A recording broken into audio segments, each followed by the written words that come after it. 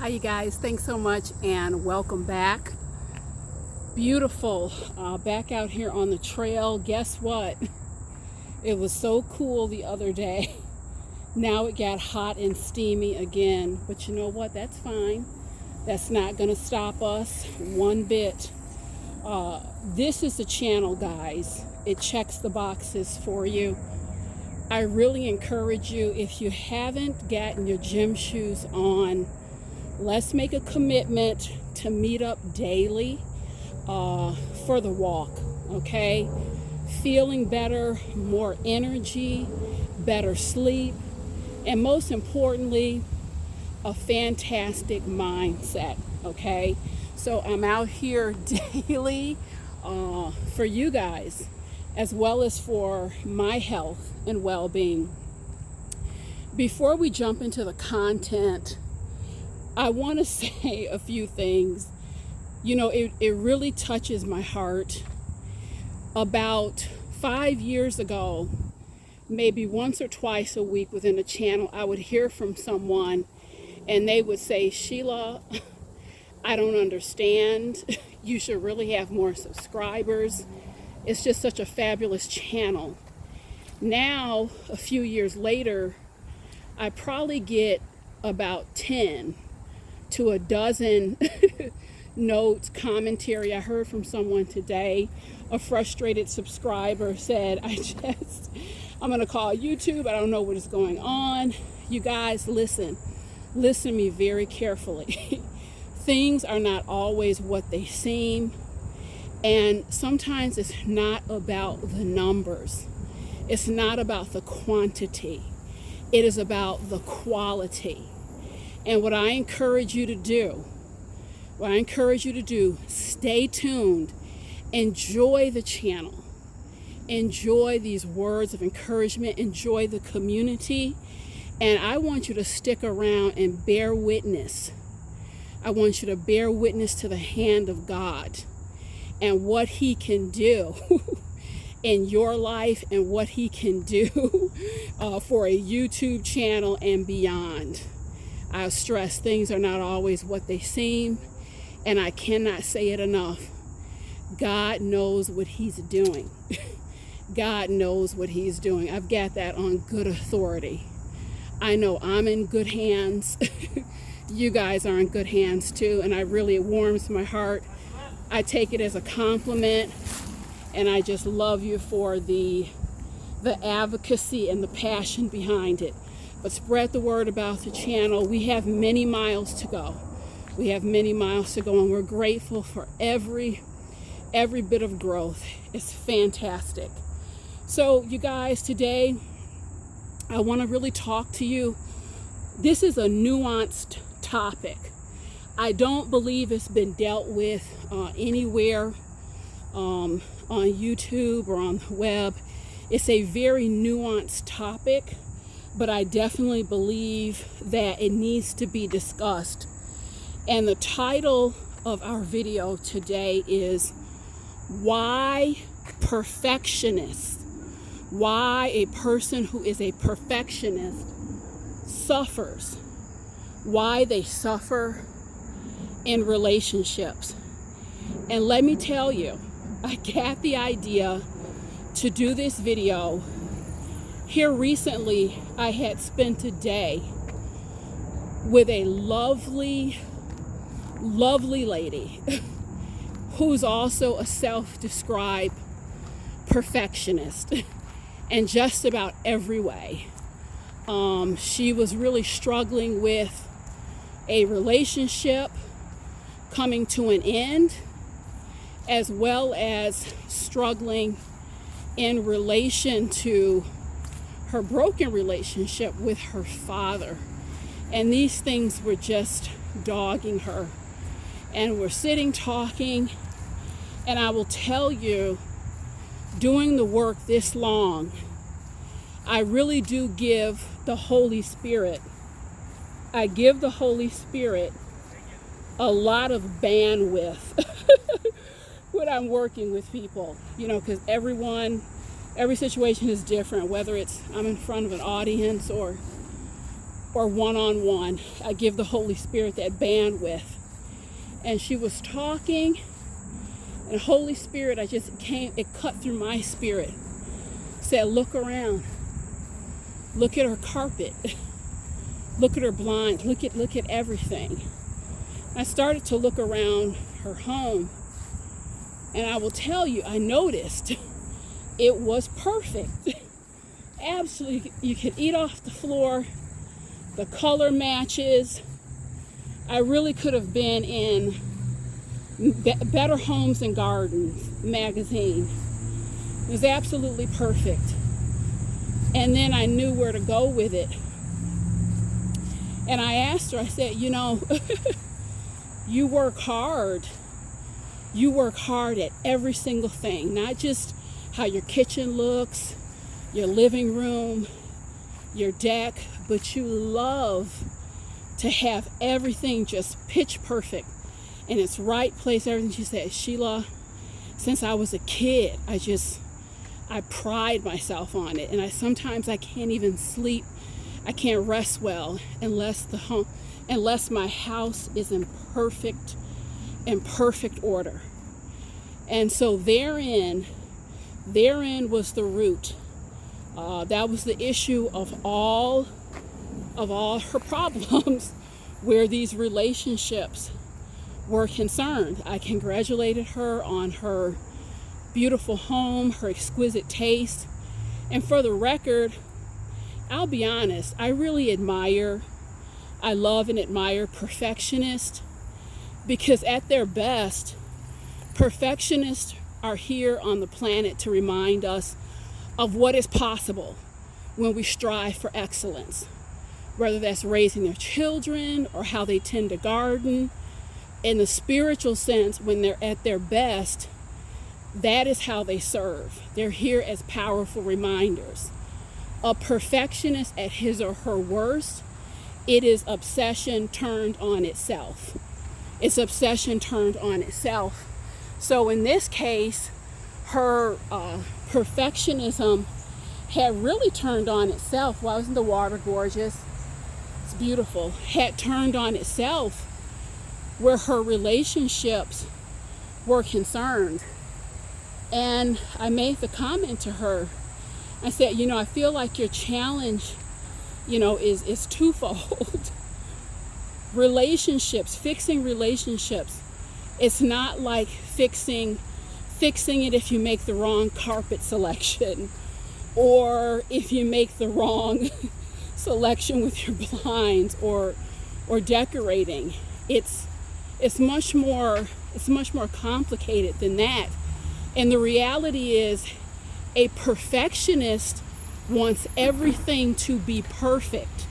And when it is not perfect and a perfectionist is out of balance, then what you will see can turn into self-abuse, beating up on oneself, a host of very unsavory things. So I have a very powerful message today for all perfectionists, or if you kind of operate in this realm.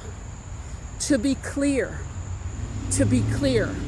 perfectionists experience relationship rejection really as a deep internal failure,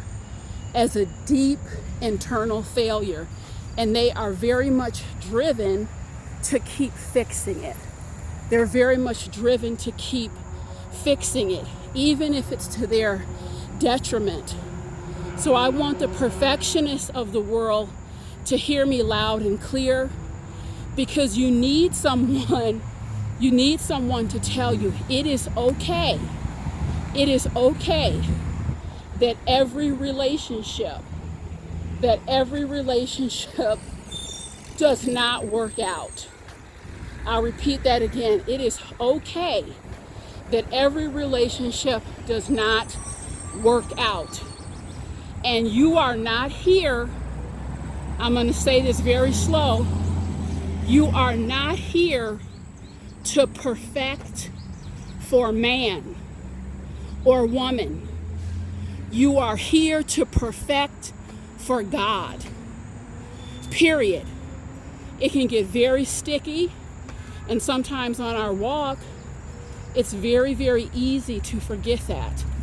But you are not here to make everything nice, tidy, and put it in a neat bow for man or woman. You're here to do that work for God. And furthermore, I'm going to say this, and I didn't understand really until I went deeper into my relationship with God and deeper into the spiritual realm, deeper into mental health and healing. And what I also want you to really, truly understand, that it is the process, it is the messiness in and of itself, it is the conflict, it is the frustration that comes along with the relationships. It is coming to understand that you can't fix it. Coming to understand you can't fix it. This is essentially how you are perfected. It is coming into that deeper understanding. Not only can I not fix this, I'm not here to fix it. It is in that process that you are perfected, by learning that key lesson and all the other lessons that go along with messiness. So for the perfectionists of the world, your perfection comes through the mess. Stop fighting the mess. Don't make it your enemy. Don't beat up on yourself. Get busy perfecting inside of that process of lessons and realization. I remember some years ago just coming out of a very toxic, nasty, negative relationship. And it was a process. And I really, inside of my own perfectionistic tendencies, I wanted to fix it. It should look this way. It looks that way on TV. And I was just hooked into this destructive cycle of just repair when there was no energy coming back at me from this other person for repair. A good friend of mine one day said, "Sheila, why are you seem so offended and so frustrated by all of this?" And I heard myself say out loud, just saying it out loud just stopped me in my tracks. I said, "You know why I'm so upset? It's because I deserve better. I deserve better than this. I've been better to this person than this." And I heard myself say it. I was stunned in silence in the moment, just for the magnitude of hearing myself say it out loud. And I'll tell you guys, shortly after I got myself out of that relationship, never looked back. It was in the mess that I was perfected. And that feeling of I deserve better, those tentacles and that emotion and that ideology and all that goes with it and that self-esteem, it trickled into every single area of my life. I deserve better in this area. I deserve better in this area. I deserve better in this area. And so it has shaped, and it is powerfully the mess, you guys, the mismatched napkin holders, if you will, that drive perfectionists crazy. That will set you free in terms of the relationship, because it's the process of coming to terms with they're mismatched. There's nothing you can do. There's nothing you can do about it. Nothing you can do about it. The hedges in the front lawn that haven't been trimmed, they're your neighbors and they're driving you crazy. It's the realization of, I need to let that go. That is how you are perfected. That is how you are perfected. And I have to tell you, as perfect as you are, another mistake that perfectionists can make, and this client that I was working with, same thing, mistaking your ability and your desire to be perfect, thinking that you can transfer that to another person. but I've done this, I've done that, I've done the other. It doesn't matter. They're not you. You cannot be perfect enough to perfect for another person. That is their business. That is absolutely their business. And when you come into that and you put yourself squarely in the seat of healing and be ready to receive the perfection that is found in the mess, which is the lessons of change and growth, then you're on to something. Then you can actually free yourself. Free yourself. If what you want to do is nitpick over the smallest details, waxing your car, if what you want to do is nitpick about a manuscript, it has to be perfect, then you free yourself to do that in elevation. But you guys, relationships can be messy, it can be hurtful, and I have to tell you, perfectionists or not, coming to terms with the reality that everything is not going to go into a neat bow will serve you very well. Being a perfectionist is about brain wiring.